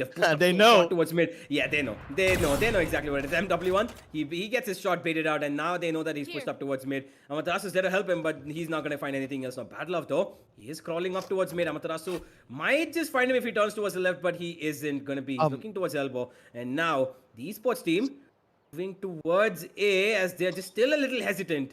And... Universe, I want to point out one thing. At this moment, the positions of Velocity Gaming, their aggressive positions on mid will make the rotations for the esports teams very, very difficult. And it will make it almost impossible for the esports team to sell fakes. But it seems like they won't be selling any of these. They want to commit towards the A side. The rotations from Velocity Gaming are already here. So this is going to be a very, very difficult battle as they will have to actually win these aim duels. And so far, they're doing a pretty good job. They ball down the players of Velocity Gaming down to 3. Will they be able to make this one work, though? Because there's a good crossfire between Ace and Amaterasu. They're playing a bait and switch setup. One on swing, one on contact, a team flash. It's a little unfortunate, but there's only 10 seconds left, so Velocity Gaming don't really need to do much. They just need to disrupt them and stop them from planting. And that's exactly what they do as the players of Team Esports team. They keep on falling like flies. And that is how the cookie crumbles. See, that's exactly what Velocity Gaming want to capitalize on. They take control of mid very, very aggressively. It basically it stops the esports team from selling fakes, forces them to commit towards the site which they are already on. Yeah. And once Velocity Gaming figure out where they are, they can already rotate and start stacking that site. Because they know that they can't go back towards B. They can't sell that fake. And even the esports team, they spent a bit too much time trying to figure out whether we should go back or whether we should continue. And by the time they actually committed, there was very little time left. So Velocity Gaming just need to kill a couple of players because they'll be desperate to go for the plant and they won't check all the angles. Absolutely. Now they're aggressing towards mid, and Ace has an idea about this. He knows that there's going to be people peeking on across that wall, and he's waiting for it. He pushes up and he calls out to his teammate that they might have pushed up high mid as well. As there's a lot of spreading out of players over here.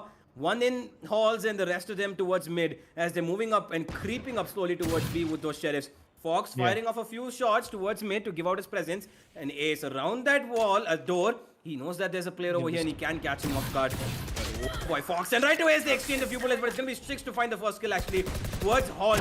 MW1, he's gonna hold down B on his own. He gets 2, and now he's making it work. He's getting those kills. He has his teammate to his support. He's not gonna get spotted out by the recon. And now the Esports team falling apart one by one. I mean, it is an eco for them, so you would not expect them to win this. And just like that, it's gonna be right to West picking up another kill for himself. Fox still towards mid. MW1 adding onto his kill tally as he gets a 3. And he's just waiting for another one. He's jumping. Okay, MW1. No. Okay. Yeah.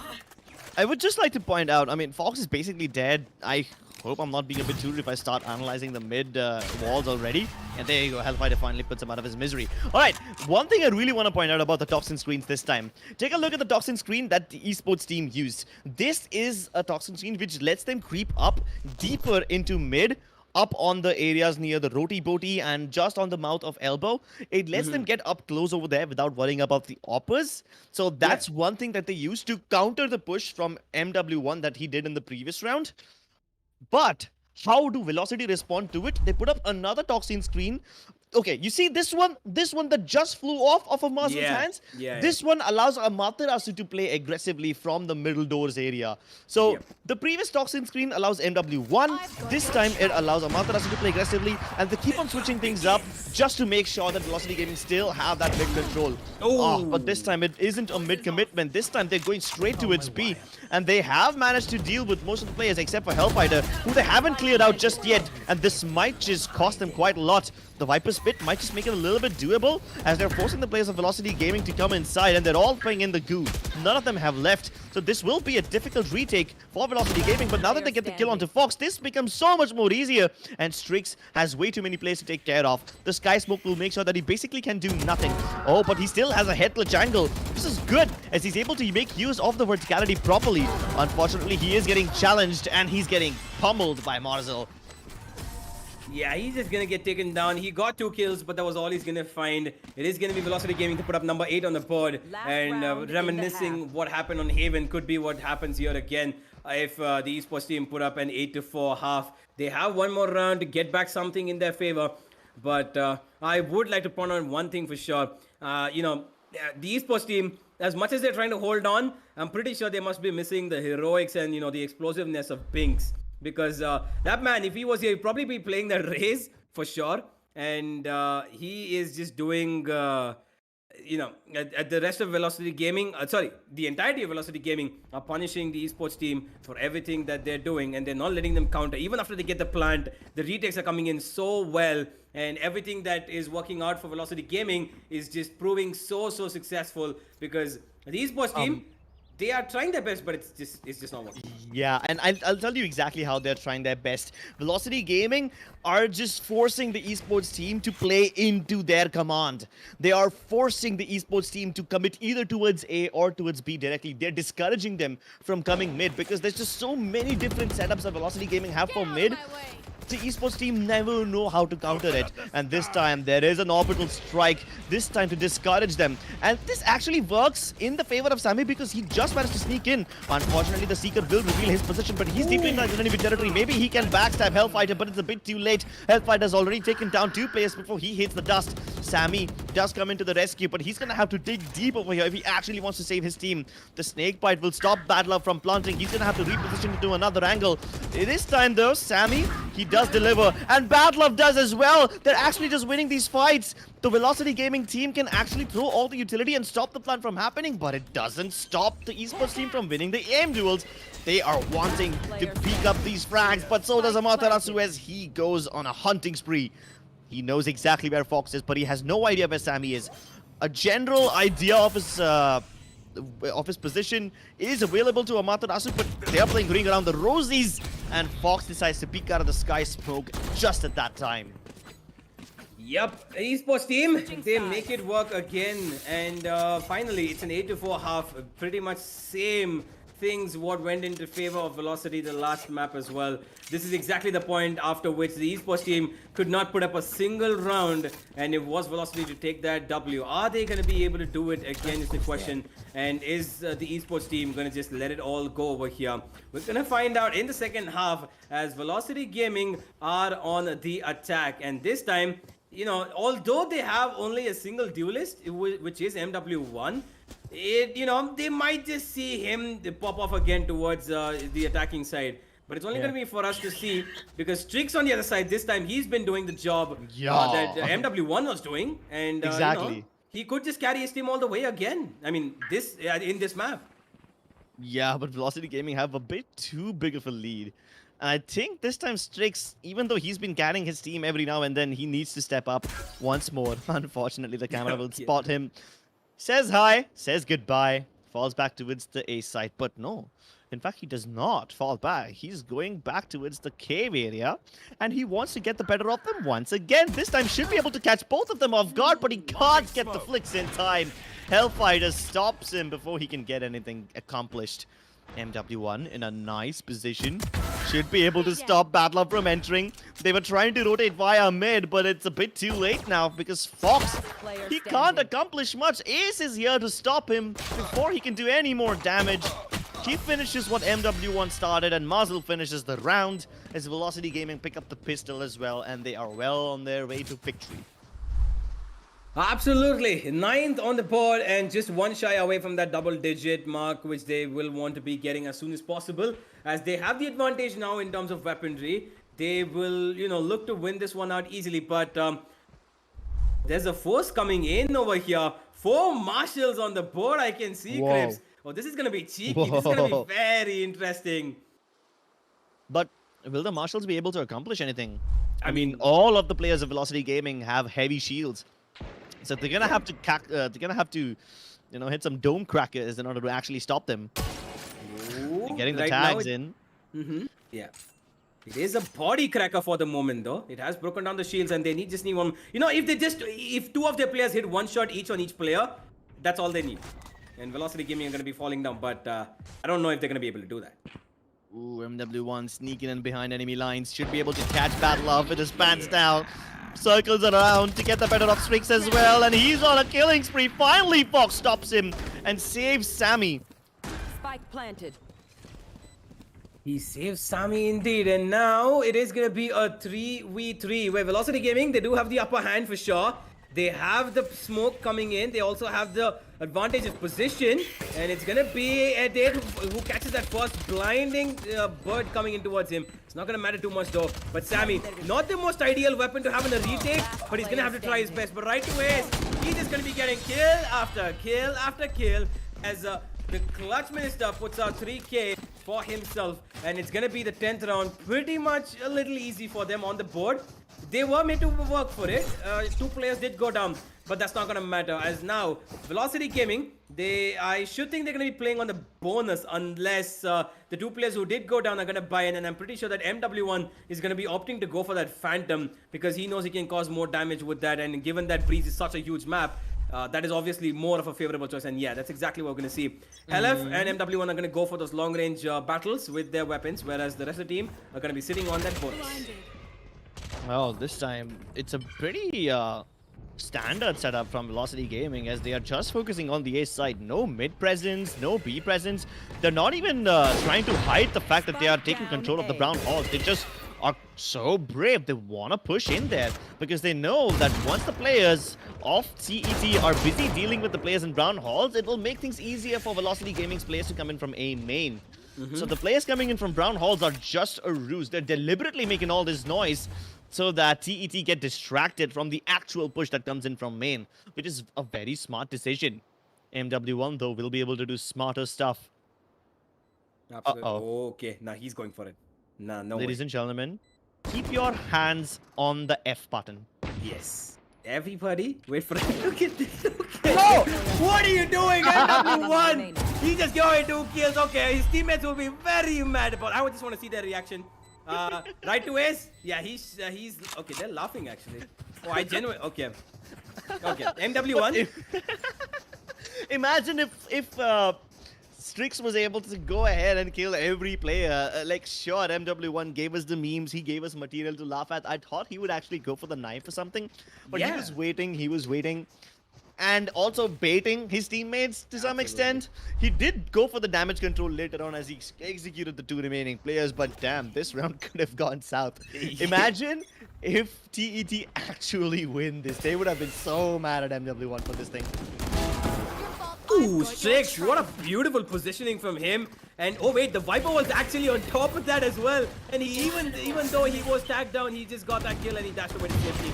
Although Velocity Gaming have the advantage in terms of weaponry, it is going to be the Esports team who have the man advantage. And now, in a 5v4, Velocity Gaming, as the plant has gone down, they are going to try to get these kills. Right to add on the first one. And it's going to be the retake. That's going to be very difficult. But Strix, he just spams through that wall and he gets that kill. Strix is making things work, but Amaterasu is going to be saying no on the other side. As Badlove goes down, Strix's position is revealed. And now, the defuse has already been stuck. Oh no! Oh, look at this! Strix actually got the kill on right ways, and it's going to be headed going down as he just gave up the defuse. Half has already been done, and it's going to be the Esports team to pick it up. The Molotov is not going to be able to stop Fox. And the Esports team have put up number 5 on the board after a round, which I completely was what I saw was complete chaos because I did not understand what just happened. All right, let's take it step by step. Step number 1, Velocity Gaming. Put up their toxin screens, do everything they can to get into the site and block the line of sight of the Esports team. But the Esports team disrespect it. You've got Strix on top of that pyramid. He gets that nice headshot from top, dashes back, flicks onto Marzel next time through the smoke and the toxin screen, so picks up 2 frags that he was not supposed to, and he might just have overextended this time around. Kills Marzel, but loses 2 players in return. So Velocity Gaming takes 2 damage control and they bring it back. Right to Ace, also good for the trades, and Hellfighter just tapping away with the Guardian style frags for this man.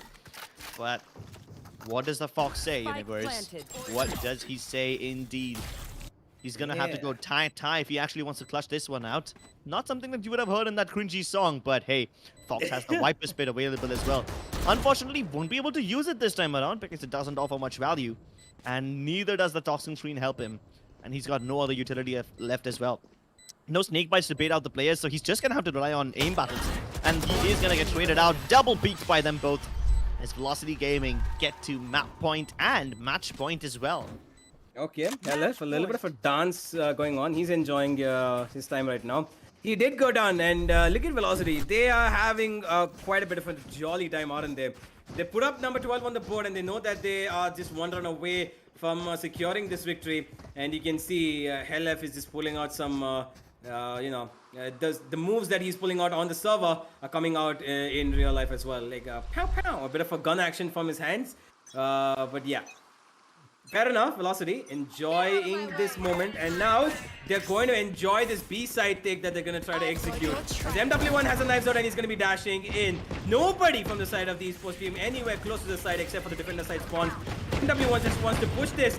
He's looking through it, and okay, MW1, okay, what's happening? That's Smoke giving a lot of cover to both of these players. Right away gets the first kill though, and the plant has already gone down, and with that, the Esports team, this might just be all over for them. The Viper Spit coming in, Neural Theft, all the elements being popped in over here, and that's all it's going to be. MW1 getting another one. It looks like it's all over, Crips, because yeah, Velocity, they're shutting this down 1-1. Player standing. MW1 really getting excited over there as he pushes way too ahead to pick up those kills, and so does Hellfighter. They want to make quick work of this, and Velocity Gaming want to end this game as soon as possible. They want to go have dinner, and they want to sit on top of the table of TEC Gauntlet over here as they go undefeated this time. Wait, were they undefeated? Did they lose a single game? I don't think so, right? They were undefeated all throughout the group stage. Absolutely. They have gone the entire group stage unbeaten as they put 7 out of 7 on their scorecard. They are going to get all 14 points possible from every single match that they've played. And Velocity Gaming, what a showing from them. Strix, this time he's the one to put up 28 kills on the board.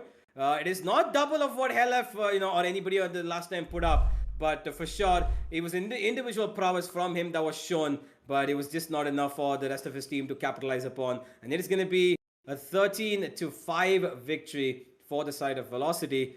And my God, if dominance is personified or, it is put into a team, it is Velocity Gaming. And that's exactly what they showed us today. Nevertheless, this matchup, like we said, a team which does not have anything to lose are very dangerous, and they were very dangerous. And to shut down a team like the Esports team, less than 5 rounds for both, the maps is quite a bit of a sentence to be sure, because my word, these guys are definitely going to be a team to beat in the playoffs, aren't they? Definitely, they are the team to beat in the playoffs. They're also the team who have the most amount of highlight material for themselves to their Hmm. name. Let's take a look at the highlights and see exactly how many of these rounds was Velocity able to win on the basis of pure aim, and how many of these were on the basis of nice and smart tactics. We saw several variations of these tactics, quite honestly. Right from the first round, we saw how Velocity Gaming want to split up and they want to attack a particular site, but they don't always do that, right? They don't Yeah. always play aggressively on the defender's side in the first few rounds. But the moment the buy round started coming up, after they lost that pistol and everything else, they started sending MW1 on hunting missions. They sometimes sent him down on mid, sometimes he has the backup of face, sometimes it's Amaterasu who's backing him up, sometimes there's nobody. Mazu just Yeah. puts up a toxin screen for him and he plays around it. So that is what they were doing. They change up their defensive setup on mid so much that the esports team was forced to relinquish mid and focus only on A, B execute. So there was not a lot of variety in them. And how were they not able to? How did they discourage the esports team from playing mid? By playing aggressively themselves. And this is something that Velocity Gaming were doing in the map of Haven as well. They Hmm. realized that the only way the esports team can beat them is if esports team deny map control to Velocity Gaming by playing aggressively themselves, and they discourage TET from playing aggressively. They condition TET into believing that holding defaults is the best option for them, and that's exactly what they wanted. And the highlights are indicative of that. Because every time, like, take a look at this, Amaterasu gets into a deep position, and this is after his teammate has already died for overextending. So Yeah. Velocity Gaming, they keep on playing aggressively, even if it's at the cost of their teammates' lives, even if it comes at the cost of baiting them. Like, this was a bait, but it was a good one. They would have never expected Amaterasu to be in that position, just like they never expected MW1 to still be towards pillars after he was already spotted on mid once before this. Yeah, absolutely. And it was just, that first half was so much like it was a complete deja vu of what happened on Haven. It went exactly the way everything else went down. It was a 5 to down to 2, then it became 5 to 3, and then it went to 8 to 4. Exactly same, the way the rounds was spread out across, except for the one thing that in the second half, the esports team put out one extra round compared to what they did in the previous map. Although what they did put up one round, it obviously wasn't going to be enough against the likes of Velocity. And my word, what a game from Velocity! Absolutely. I mean, MW1 excited for sure, but hey. Yeah, bunny hopping your way across the map, not knowing where the other player is definitely not a great option to be, considering. But nevertheless, he knew that his team was going to support him, and they did. And Velocity Gaming, they put up those 2 victories on the board, and overall, they're going to be leading on the charge in this group. And before we talk about this game anymore, we're going to be just slowly cutting to a short break as we're going to be joining in Assassin on the analyst desk, and we're going to see you guys in just a few minutes with this short break and a word from our sponsors.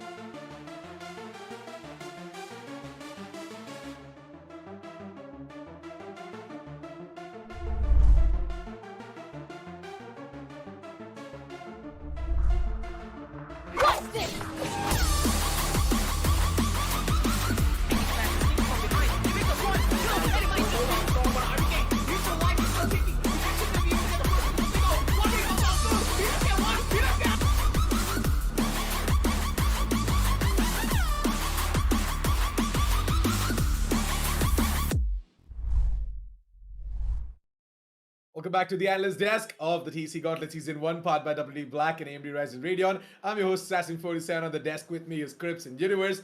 Well, gentlemen, I guess you guys had a lot of fun casting that specific best of 3, and Velocity Gaming, they just went ahead and breezed past through that specific game as well. Pun But intended.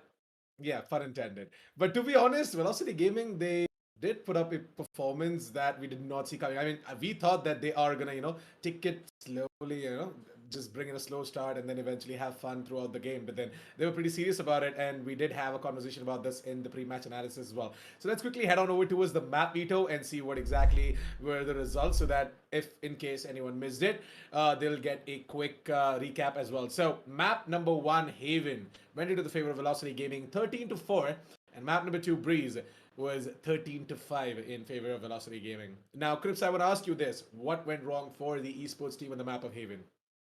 Okay, so in the map of Haven, Velocity Gaming was playing aggressively towards either side of the map alternatively. If they push A, they will not push C. If they push C, they will not push A. So that push and pull combination of Velocity Gaming is something that the esports team have is something that Velocity Gaming have always done, and the esports team know it. The problem is, in order to counter this push and pull setup by Velocity Gaming, esports team needs to hold their defaults. Now, they hold their defaults, they get a couple of kills or two, but Velocity Gaming counter adjust by changing their own principles, going against what they stand for, and re-aggressing towards the other side of the map sometimes if they lose a player, which is not something a team would do. Ideally, if you're less in numbers, you will not be the guys who push. You will be the guys who hold and hope that the enemy team makes a mistake. If you want to equalize the situation, if you want to push and still somehow turn a 4v5 into a 4v4, it's a risky thing. You can push, but Velocity Gaming took those risks. And that's what threw the esports team off, because it just does not make sense for them. The esports team expects Velocity Gaming to play in a certain fashion, and the Velocity Gaming team does not follow that pattern. So, in the course of determining that pattern, the esports team just kept on holding their defaults, playing very passively. Sometimes it works, sometimes it doesn't. It's a gamble. And halfway into the first half, let's say at around the 3, when the score was around 3-2, 3-3, something like that, that's when the esports team realizes, you know what, we need to start playing more aggressively. And they do it. They're able to put up a few rounds. Even if they're not able to put up rounds, they're able to boil it down to very close rounds, like 2v2s, 1v1s, and stuff like that. So all of that really works in the favor of the esports team. And Velocity Gaming know if TET plays aggressively, they have a chance of winning. And the only way Velocity Gaming can stop TET from winning is to discourage TET from playing aggressively. If TET does not play aggressively, if they play passively, then Velocity will win. They know this win condition, and they start playing these mind games with TET, which discourage them from pushing. It makes them go back to their defaults.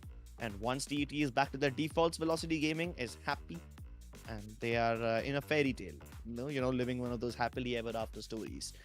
A similar thing happened on Breeze as well, where they discouraged TET from playing aggressively towards mid, forcing them to focus on A and B and A and B again and again.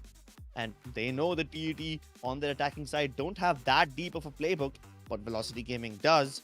So if they force TET to play to their bidding, the Velocity Gaming team will be able to win this. Well, Yeah, it pretty much makes sense as well, right? Like Velocity Gaming going ahead and pushing TET to just make those moves as well, and it kind of just is like TET not being able to go ahead and counter strat the entirety of VLT. That is a very deep insight for sure. But I want to ask you this, Universe. What are your thoughts on the map of Breeze, and what do you think went absolutely right for Velocity Gaming? I mean, Velocity Gaming, it's not like they pulled out some sort of a rocket science, right? Like TET, I just feel like they are not prepared for Breeze. What are your opinions and thoughts on that?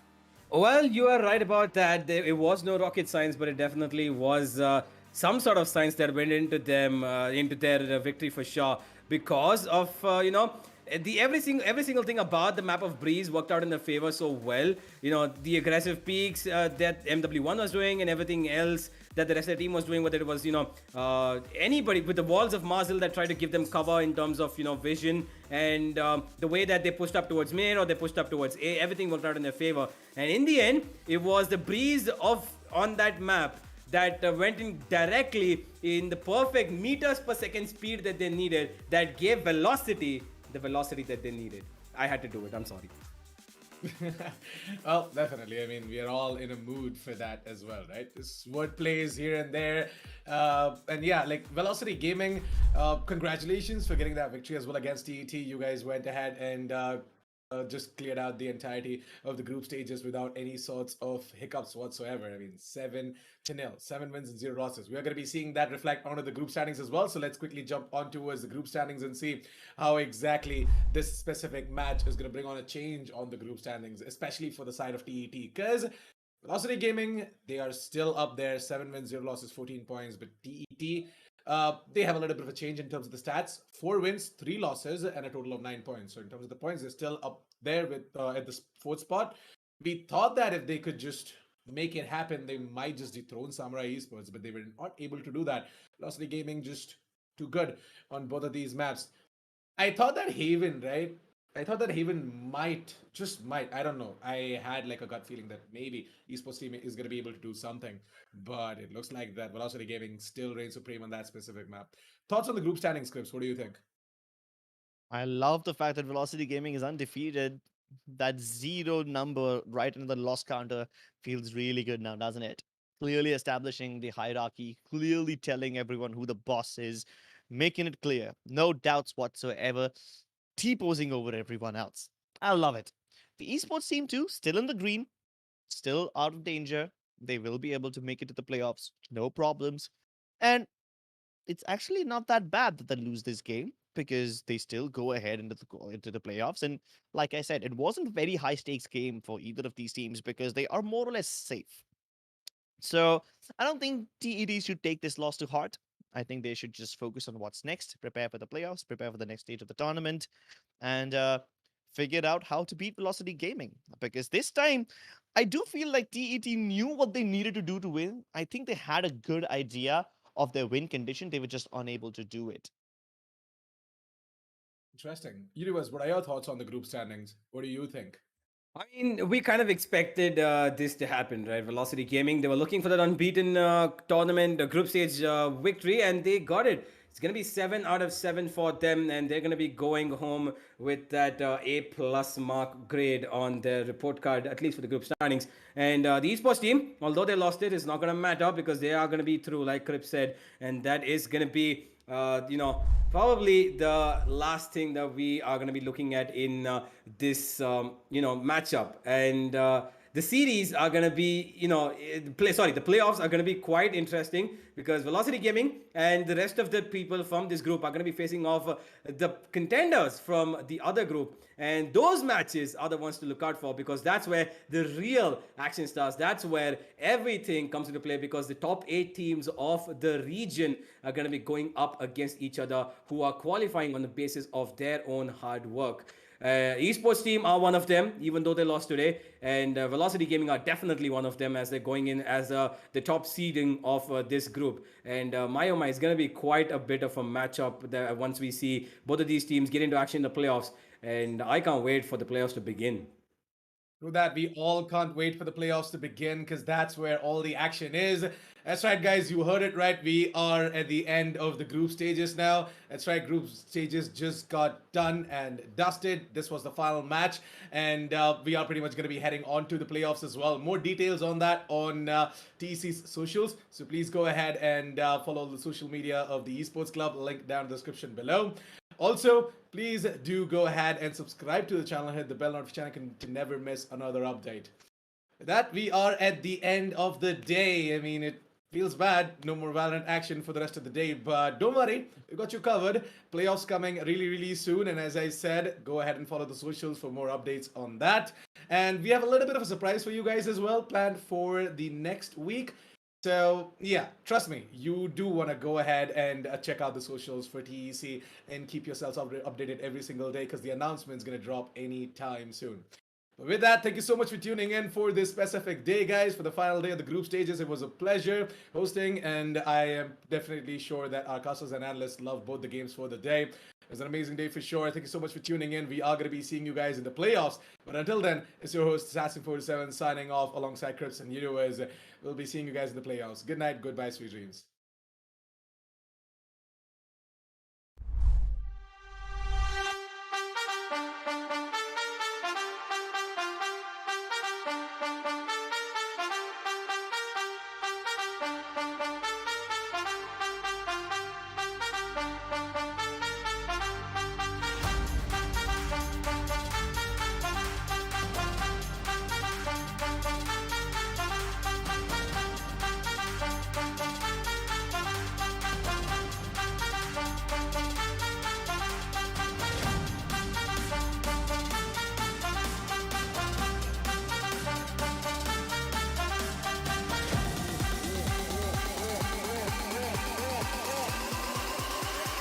One, two, three, let's go.